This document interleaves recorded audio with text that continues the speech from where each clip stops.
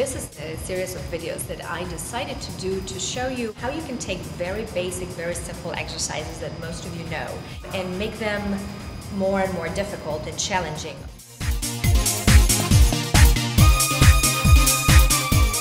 These are exercises that will work on all your stabilizing muscles. There's a lot of core, all your abdominals will be working, plus the particular muscle groups that you're trying to work at the same time. Hi everybody, we're talking about abdominals today, something that everybody wants to do, everybody wants to know how to do, everybody wants to have that six-pack. Remember, 80% is nutrition.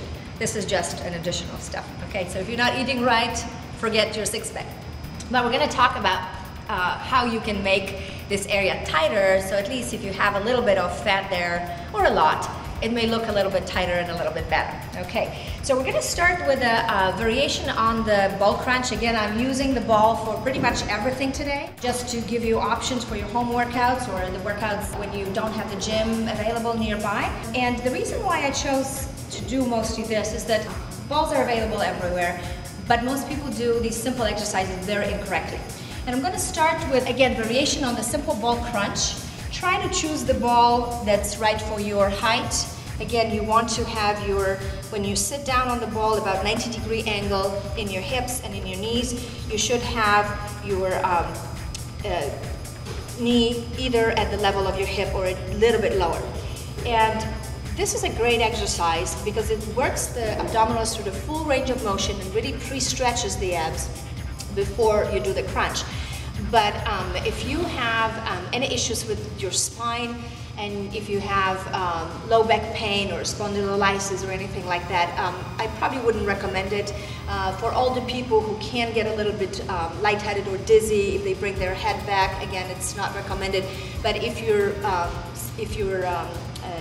don't have any issues and you're healthy, your joints are fine, you're absolutely okay. It is actually an exercise that's done and shown in a lot of professional books on abdominals and professional workouts. So the only difference from the regular crunch is that instead of coming up here, you're actually going to go all the way back. Now, when I do that, it's extremely important to do it very, very slowly. And remember that from the position where your upper body is parallel to the floor, you don't have to come up here. Your abdominals work about 30 degrees from the supine position. Anything above that is your flexors, all the muscles that are either bringing your whole body forward and down or your legs up. So here, I'm letting the abdominals stretch all the way back. I'm supporting my head though, okay? It's not an extension from my neck. So make sure you're very careful with your neck. And then I'm coming back about 30 degrees up here and then stretching all the way back.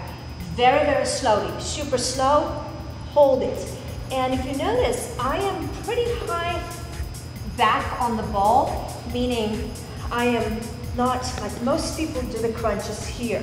Okay, if only your shoulders are on the ball, you're not really working or challenging your abs very much. So make sure you slide yourself back. Your tailbone should be on the ball. Your shoulder blades should be pretty much off the ball.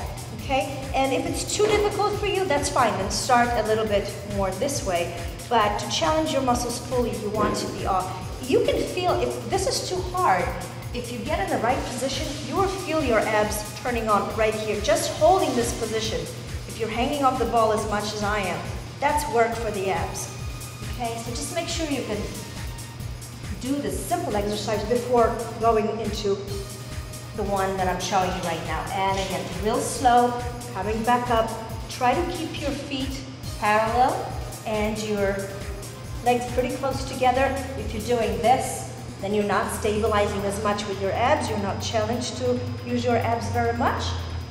Okay, all the way back and really slowly stop here. Squeeze your abs. It's almost like coming up one vertebrae at a time. And back. So another exercise, which is again a simple ball crunch, but we're adding a balance component. And again, only makes sense if you're doing it slowly. You hold it at the end of contraction and you hold it at the top of contraction.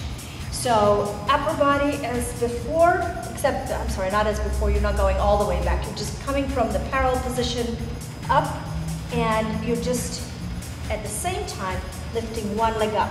holding and come back. And hold that position at the bottom for a split second. Up and hold. And up and hold. And you breathe out as you come up. And again, I'm just going to do 8 so we can move on to another exercise. It's okay if you're a little shaky, if you have to balance, that's fine.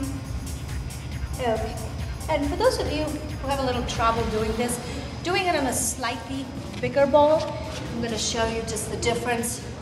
This is a probably, let's see, this is a 65-inch. This one is a little bit bigger. I'm just going to show you how much more support I have. So if you want to start with a little higher ball for this particular one, that's absolutely fine.